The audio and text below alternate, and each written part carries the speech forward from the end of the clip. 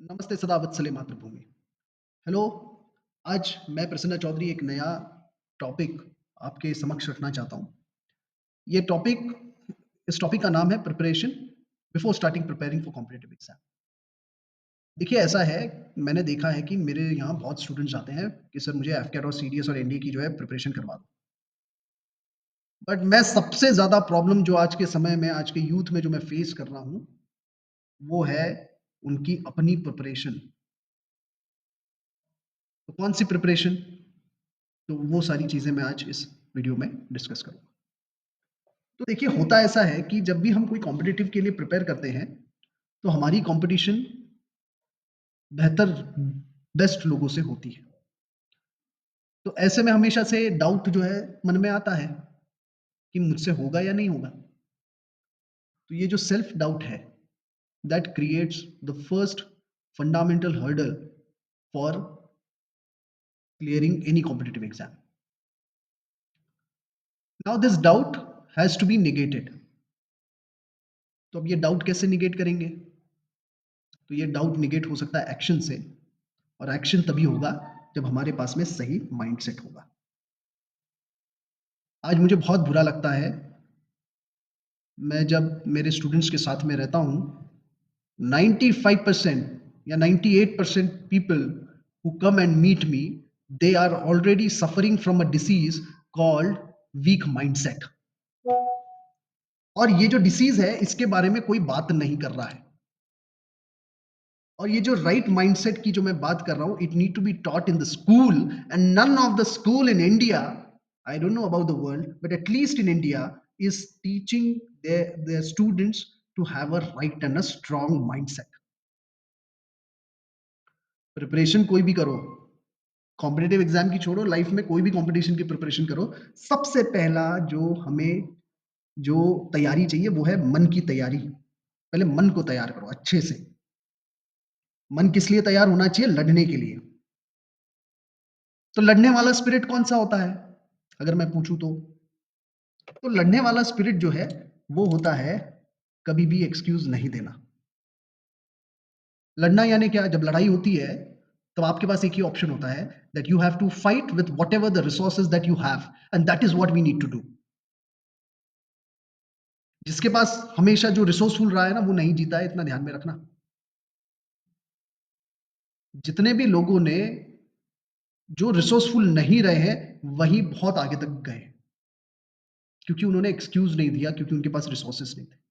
तो ये माइंडसेट मुझे चाहिए जब मेरे पास कोई स्टूडेंट आए, ठीक है? कि सर मैं प्रिपरेशन करना चाहता हूँ। अभी आ जा, देख लेंगे। Second thing that I really expect from the student is to have to have extreme discipline. They should have an art to say no to certain things.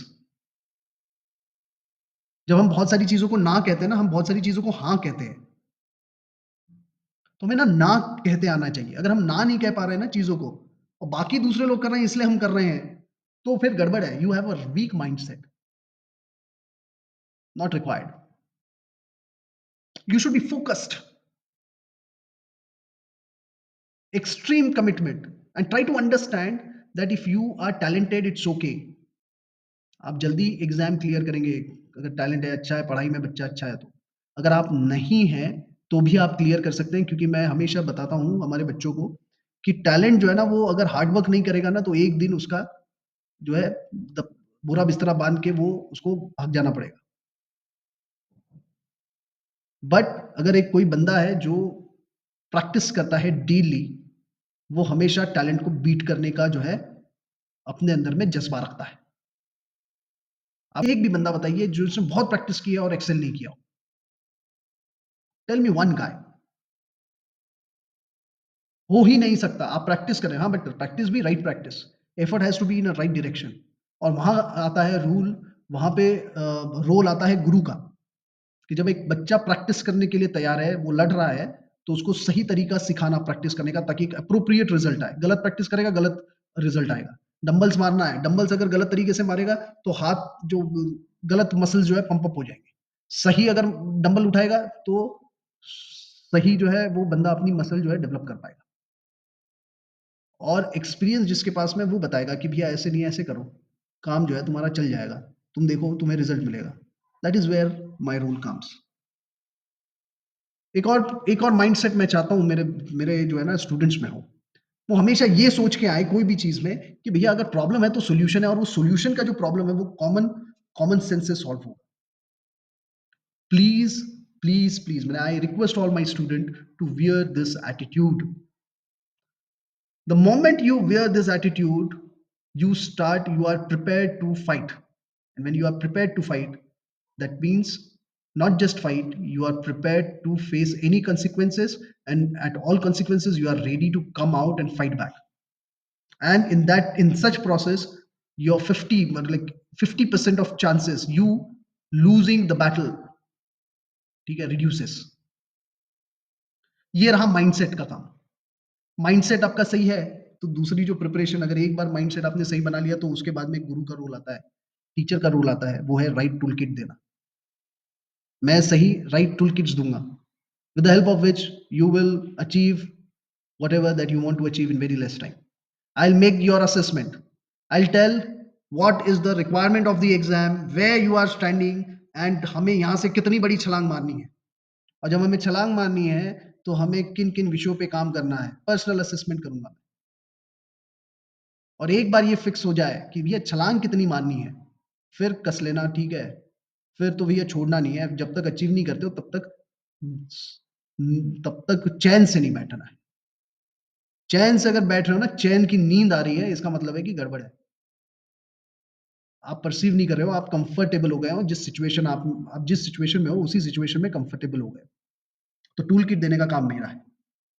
एक बार टूल किट दिया तो जब भी हम कॉम्पिटेटिव एग्जाम के लिए prepare करते हैं, मैं देखता हूँ बहुत सारे बच्चे अपने स्किल्स पे काम नहीं करते। स्किल सेट्स यानी कैसे? भैया अगर टूल किट मिल गया, आपने नॉलेज एक्वायर कर लिया, बट नॉलेज एक्वायर करने के बाद में you have to reproduce that knowledge. If you are becoming an officer, you should able to write whatever the knowledge that you have gain, you should able to write. जब भी बात लिखने की होती है, हाथ थरथराते हैं बच्चों के। मेरे यहाँ के लाइब्रेरी में करीबन 200 बच्चे हैं, and let me tell you, अगर मैं कोई कंपटीशन लेता हूँ यहाँ पे, एक बच्चा पार्टिसिपेट नहीं करता है, कोई एंट्री नहीं जाती है मेरे स्टडी सेंटर से। Why is it so? सालों साल से प्रिपरेशन कर रहे हैं, यूपीएससी के लिए प्रिपेयर कर रहे हैं, 2-2 3-3 साल, because they have fear in their mind, because they have fear in their mind that यार सर को पता चल जाएगा मुझे कुछ नहीं आता। That means they are not working on the skills. आप एग्जाम क्लियर करने के बाद में you are going to face interview, you can't express yourself, if you can't express your thoughts, if you can't express your opinion, what kind of knowledge that you are acquiring if you can't write? So my friends, please also focus on your skill sets. I hope you understand this very well.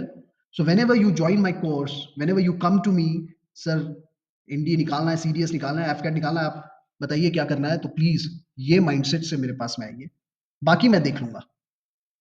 अगर अगर जो चेला है, अगर वो पक्का है ना, गुरु जान लगा देगा, ठीक है?